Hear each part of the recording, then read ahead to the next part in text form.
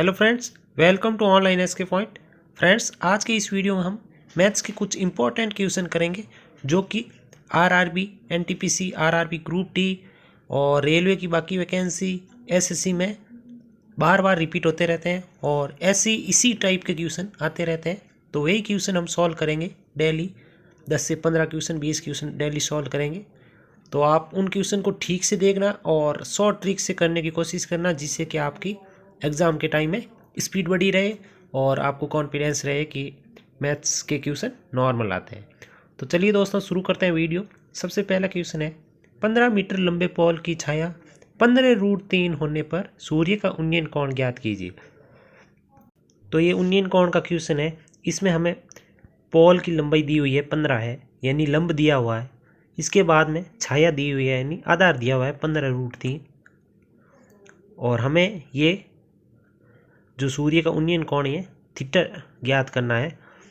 तो थीटा ज्ञात करने के लिए हमें लंब और आधार दिया हुआ है। तो हमें पता है tan थीटा बराबर होता है लंब बटा आधार। तो लंब है 15, आधार है 15√3, ये आ गया 1/√3। 1/√3 tan थीटा का किसका मान होता है? 30 डिग्री का होता है। तो फर्स्ट ऑप्शन हमारे राइट हो गया। नेक्स्ट क्वेश्चन है, तो ये नेक्स्ट क्वेश्चन मिश्रण का है, एलिगेशन का है। 60 लीटर के मिश्रण में दूध और पानी का अनुपात 2:1 है, यानी कि 3 का मान है 60, तो A का मान कितना हो गया? 20। ये हमें माइंड के अंदर ही कैलकुलेशन कर लेनी है। आपको एग्जाम के टाइम लिखने की ज़रूरत नहीं पड़ेगी, जिससे माइंड में आपकी पिछली 2-3 कैलकुलेशन आपको याद रहनी चाहिए, जिससे कि स्पीड बढ़े और आपको क्वेश्चन करने में आसानी रहे। अब है दूध और पानी के अनुपात को 1:2 में बदलना, यानी कि हमें पहले पता चल गया है दूध है 2, तो दूध है 40 लीटर। इसको हमें अब 1 बढ़ाना है, यानी कि पानी को 2 बढ़ाएंगे तो पानी हो जाएगा 80 लीटर। पहले कितना पानी था? 1 अनुपात था, यानी 20 था। तो अब मिलाना कितना है पानी? 60 लीटर। तो ये 60 लीटर राइट आंसर होगा ऑप्शन सी। अब एक मोस्ट इम्पॉर्टेंट क्वेश्चन है जो कि लाभ आने के आते हैं और प्रत्येक एग्जाम में ऐसे क्वेश्चन मिलते हैं, और उन क्वेश्चन को करने के लिए लगभग 99% कैंडिडेट फॉर्मूला का उपयोग करते हैं, और उसी फॉर्मूला के उपयोग में उनकी स्पीड भी कम हो जाती है, और कई बार फॉर्मूला से याद नहीं होने से वो क्वेश्चन को सही भी सॉल्व नहीं कर पाते हैं टाइम लगाने के बाद। तो इस क्वेश्चन को हम बिना फॉर्मूला की ज़रूरत से करेंगे। आपको बस आराम से समझना है, और अगर समझ में नहीं आए तो एक बार वीडियो को वापस रिपीट करके देख सकते हैं। तो जहाँ से ये क्वेश्चन पूरा होता है वहाँ से आपको देखना है कि निहाल ने उस वस्तु के लिए 792 रुपये का भुगतान किया है, और ये पूछ रहा है ईशान को कितना खर्च पड़ रहा है, यानी कि ईशान लाभ पर दे रहा है और लास्ट में 792 रुपये आ रहे हैं जो कि निहाल को देने पड़ रहे हैं। तो अब देखिए दोस्तों, 792 है, इसको हमें लिखना है 792 मल्टीप्लाई बाई, अब 20% के लाभ पर निहाल को बेचता है, तो निहाल ये निहाल के लिए क्या मूल्य हो गया? 120 का मूल्य हो गया, और हमें ज्ञात करना है 100 का मूल्य, यानी कि 20% का लाभ का मान 792 है। तो जिसका मान दिया हुआ है वो नीचे लिखेंगे, और जिसका ज्ञात करना है वो ऊपर लिखेंगे।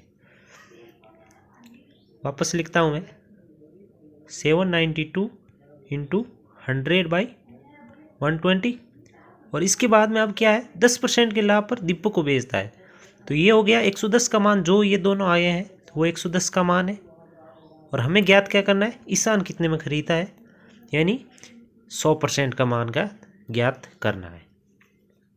तो अब कैलकुलेशन बची है, इतना आसान हो गया है कैलकुलेशन में। 0 से 0 गया, 0 से 0 गया, 12 का भाग दिया, इसमें आ गया 66, और 11 का भाग दिया, आ गया 6, और 6 इंटू 100 600।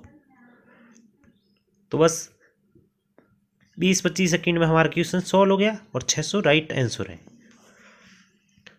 नेक्स्ट क्वेश्चन करेंगे दोस्तों। अगर आपको समझ में नहीं आया तो आप 2 बार इसको वापस देख सकते हैं।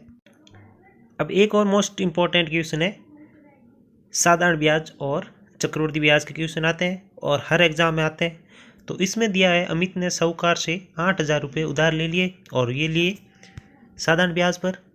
अब क्या कह रहा है, उतने ही वर्षों के लिए लिया जितनी ब्याज की दर है, यानी कि ब्याज की दर और वर्ष दोनों बराबर है, यानी आर और टी है जो बराबर हो गए तो आर स्क्वायर हो गया। अब हमें देखना है कि ऋण अवधि के अंत में ब्याज के रूप में 2,000 रुपये का भुगतान किया गया, यानी ब्याज की राशि है 2,000 राशि है जो 8,000 की कितने परसेंट है, हमें पता चल गया 25% होती है 2,000 रुपये 8,000 की। तो अब 25% को इसका करना है रूट, ये आ गया 5%, यानी आर स्क्वायर का मान 25% था और तो आर का आ गया 5%। Option first right. Next question है 10%, 20% और 25% की सतत छूट किस एकल छूट के बराबर होगी। तो इसमें दोस्तों सबसे पहले दो छूट लेनी होती है, 10% और 20% ले ली, तो ये हमें पता है ये होता है a + b - ab अपॉन 100। तो 10% और 20% का मान हमेशा 28% आता है, दोनों की सतत छूट 28% होती है। इसके बाद में ये प्लस 25% करेंगे तो इससे आ जाएगा 53 माइनस 28 गुणा 25 अपॉन में 100, ये हो गया 4 और 28 4 गया 7, 53 - 7 46% छूट आ गई। ऑप्शन डी राइट है। एक अन्य तरीका है जिससे भी आप कर सकते हैं, यानी कि सबसे पहले 10% को लेना है तो 100 की चीज़ मान लेंगे, तो 100 की चीज़ में 10% छूट के बाद हो जाएगा 90 रुपये की चीज़, और 90 की छूट में 90 की चीज़ में 20 की छूट मिली है, यानी ये मैं यहाँ लिख के बता रहा हूँ, आपको ज़्यादा अपने माइंड में कैलकुलेशन करनी है। 18 की छूट मिल गई तो 90 - 18 हो गए 72, और 72 में 25% की छूट मिल रही है, यानी 1/4, ये हो गया 18 की छूट, तो पीछे बच गया इसका मूल्य 72 - 18 54। तो छूट कितनी हो गई 100 - 54 = 46%। तो ये दो तरीके ही हैं ज़्यादा से ज़्यादा फर्स्ट करने के लिए क्वेश्चन को। नेक्स्ट क्वेश्चन देखेंगे। नेक्स्ट क्वेश्चन है फेवरेट क्वेश्चन है हमारा, और दोस्तों अगर आप चैनल पर पहली बार आए हो तो चैनल को ज़रूर सब्सक्राइब करना। और औसत के क्वेश्चन भी आपको पता है प्रत्येक एग्जाम में आते हैं, तो औसत का क्वेश्चन कैसे करना है, जैसे इन्होंने दिया है 10 छात्रों की औसत लंबाई 78 सेंटीमीटर है, पढ़ लिया आपने। इसके बाद में आपको कुछ कैलकुलेशन नहीं करनी है। अगली लाइन क्या बोल रही है, यदि 4 अतिरिक्त छात्र आ गए तो औसत लंबाई बढ़कर 80 हो जाती है। अभी तक आपको कैलकुलेशन नहीं करनी है, आपको सिर्फ ये देखना है 4 अतिरिक्त छात्रों से आने से लंबाई बढ़ी है या घटी है। तो बढ़ी है, बढ़ी कितनी है 2 बढ़ी है, 2 बढ़ी यानी जो 4 लड़के आए हैं, 4 अतिरिक्त छात्र आए हैं, वो अपनी लंबाई 80 तो लेकर आए हैं, तो ये हो गया 80 × 4 320, और इसके साथ में कितनी बढ़ी है 78 से 80 हुई, यानी कि 10 छात्रों के लिए भी वे 2-2 सेंटीमीटर की हाइट लेकर आए हैं। तो 10 × 2 20, 320 + 20 340 सेंटीमीटर इनकी लंबाई होगी। तो इसके लिए ऑप्शन सी राइट है।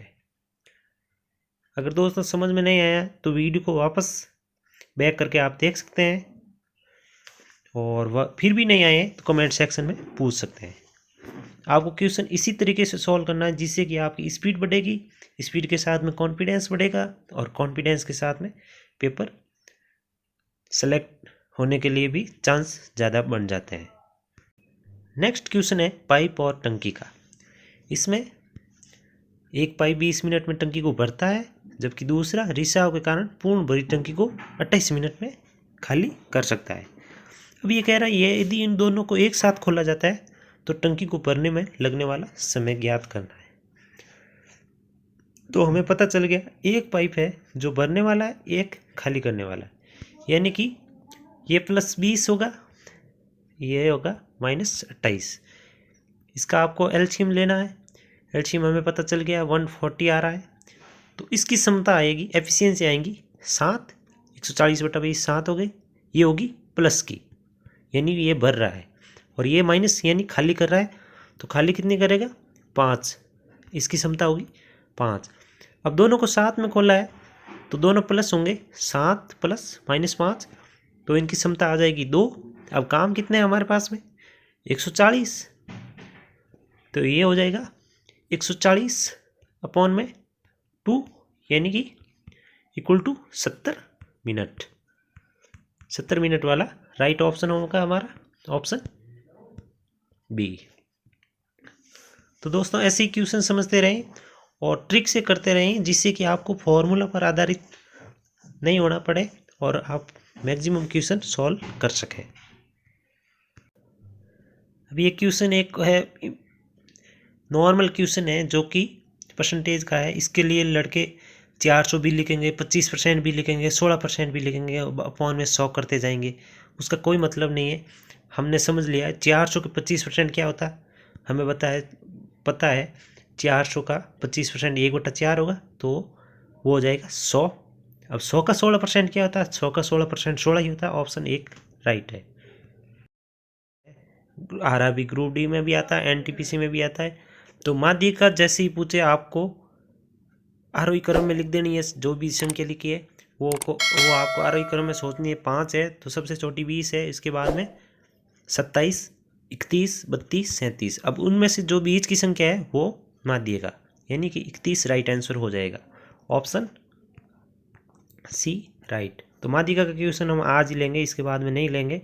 आपको ये याद रखना है कि माध्यिका का क्वेश्चन में सबको आरोही क्रम में लिखने के बाद में बीच वाली संख्या माध्यिका होती है। नेक्स्ट क्वेश्चन है, निम्नलिखित आंकड़ों का बहुलक क्या है। तो बहुलक के क्वेश्चन भी हम आज ही लेंगे, उसके बाद में कोई टफ क्वेश्चन होगा तो लेंगे, नहीं तो नहीं लेंगे। तो ये x है, ये तो है संख्याएं, और ये है एफ एक्स, मतलब ये जो संख्या है 32 है, कितनी बार है 8 बार है। तो बहुलक का मतलब होता है जो संख्या सबसे ज़्यादा बार आई है वो उस आंकड़ों का बहुलक होता है। तो इसमें सबसे ज़्यादा बार क्या है 16 है, तो 7 हमारा राइट आंसर होगा, ऑप्शन सी। तो माध्यिका और बहुलक आपको हो गए होंगे कंठस्थ। इसके बाद में अगला क्वेश्चन करेंगे हम।